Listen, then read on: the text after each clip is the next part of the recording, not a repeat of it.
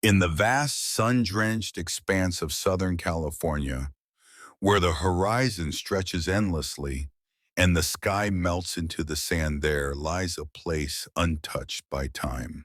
A place where silence speaks louder than words, where the wind carries whispers of forgotten tales and the sun paints the earth in shades of fire. This is the Mojave Desert, a land of extremes, of solitude, of survival. Here the sand isn't just dust, it's memory. Each grain holds the echo of footsteps long vanished, of native tribes who once walked these paths, of wanderers who came seeking answers and left changed forever. The Mojave doesn't welcome you with comfort. It greets you with truth, raw, unfiltered, eternal. This is not just sand and stone. This is a living memory, a sacred silence, a place where time stands still and every breath feels borrowed. Welcome to the Mojave. Meet Jack, a former combat medic, a man who's seen the worst of humanity and lost more than he ever thought he could bear. He's not here for adventure. He's here because the noise inside him has become unbearable, and the only place quiet enough to face it is the Mojave Desert. He arrives with almost nothing, a worn-out backpack, a compass that belonged to his brother, and a faded photograph creased at the edges from a time before the war. His brother's smile in that photo is the only warmth he carries. Jack doesn't speak much. He doesn't need to. The desert doesn't ask questions. It simply listens. The sun greets him with fire. The sand shifts beneath his boots like memory. He walks alone. No trails, no maps, just instinct. The silence is deafening, but it's not empty. It's full of echoes, of battles fought, of words left unsaid, of grief buried deep. Every step he takes is a step away from the world and a step closer to himself. He knows the Mojave can heal, but it can also break. And maybe that's the point, because sometimes the only way out is through. The Mojave doesn't wait. It doesn't ease you in. It tests you swiftly, brutally. Jack walks deeper into the desert, the sun now a blazing furnace overhead. The heat presses against his skin like fire. His water bottle, half empty. His compass spinning aimlessly. Then without warning the wind shifts. A sandstorm erupts. The sky turns copper. Visibility drops to mere feet. Sand lashes against his face, stinging like needles. He shields his eyes, but the path is gone, erased. He stumbles, disoriented. The silence that once felt sacred now feels sinister. The desert has changed. It's no longer a place of reflection. It's a battlefield. Rattlesnakes slither past his boots, their tails hissing a warning. Coyotes howl in the distance, not in fear, but in hunger. Every sound feels amplified. Every shadow feels alive. Jack's breath grows shallow. His steps falter. He's not just lost in the desert, he's lost within himself. Then, through the haze, he sees it, a Joshua tree, twisted, resilient, ancient. Its branches reach skyward like arms frozen in prayer. It stands alone, weathered but unbroken. Jack approaches it slowly. He places his hand on its bark, rough, dry, solid. It doesn't speak, but it doesn't need to. Its presence says enough. Survival here is not given, it's earned. And Jack must decide if he's ready to fight for it as the sun begins to dip behind the jagged rocks, casting long shadows across the sand. Jack stumbles upon something unexpected. A structure, old, weathered, half swallowed by the desert itself. An abandoned shack. Its wooden frame groans in the wind, as if whispering secrets too old to speak aloud. Jack steps inside. The air is dry, still sacred. On the walls, carvings, symbols etched deep into the timber. Not graffiti, not vandalism, but stories. Stories of the Mojave's first people, symbols of native tribes who once called this land home. Warnings, prayers, maps of survival written in a language older than time. Jack runs his fingers across the markings. He doesn't understand them, but he feels them. Each line, each curve carries weight, a message from the past, a reminder that this land was never empty. It was alive.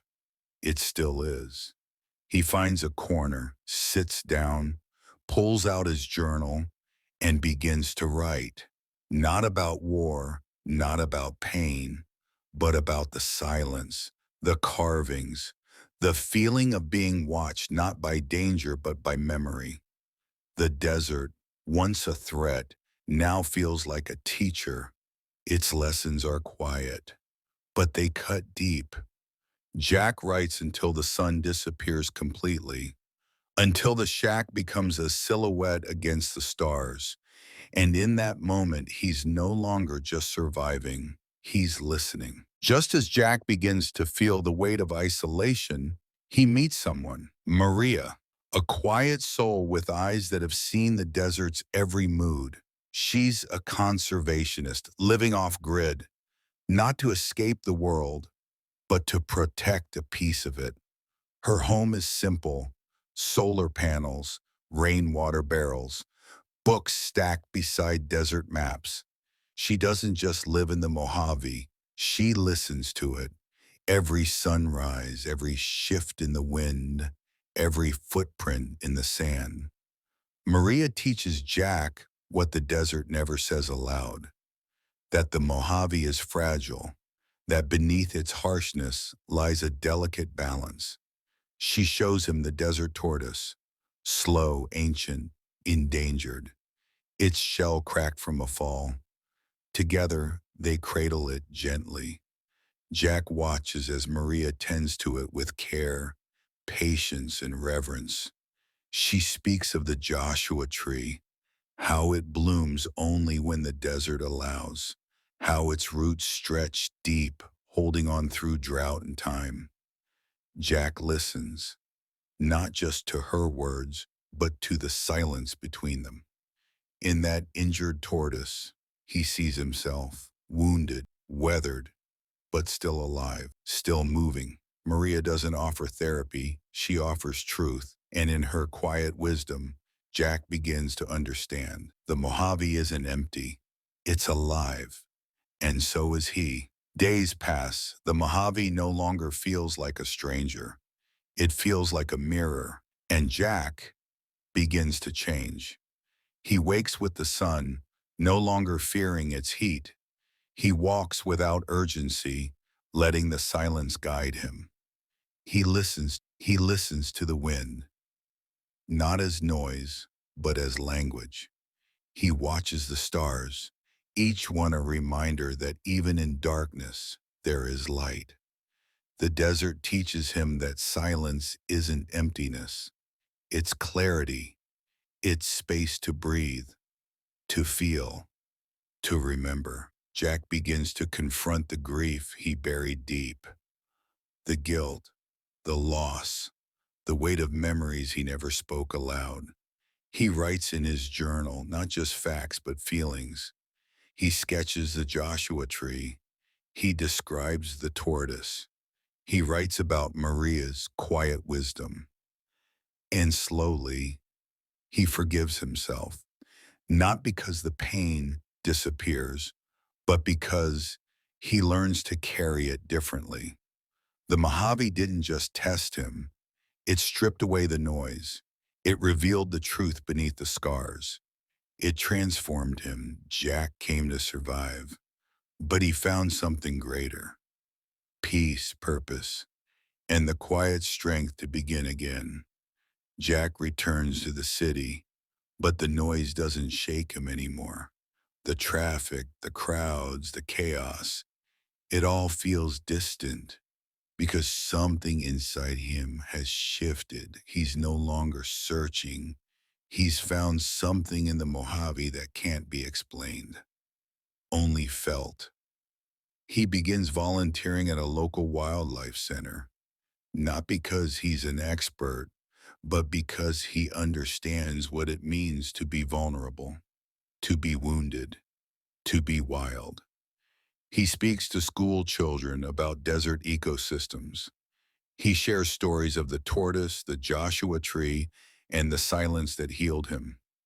He talks about conservation, not as a duty, but as a form of gratitude. People listen because Jack doesn't preach, he reflects.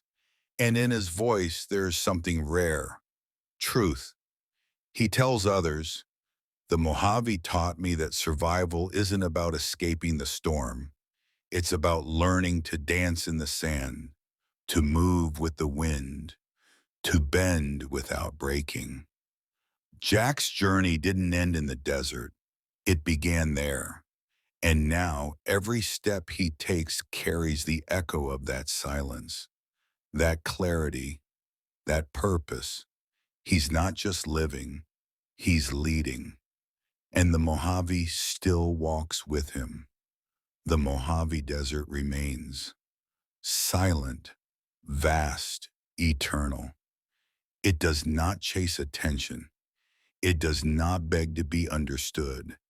It simply exists unchanged, unyielding, a canvas of sand and stone, painted by time, carved by wind, and guarded by silence. But if you listen closely, you'll hear its heartbeat, not in thunder, not in chaos, but in the rustle of the wind through dry brush, in the distant cry of a lone coyote, in the crunch of footsteps, those brave enough to walk its path. This land remembers. It holds the stories of those who came seeking something more: healing, truth, survival, sand, silence, survival. This is the Mojave, a place where the soul is stripped bare and rebuilt in the quiet. Its echoes do not fade. They live on in the hearts of those it has tested and transformed.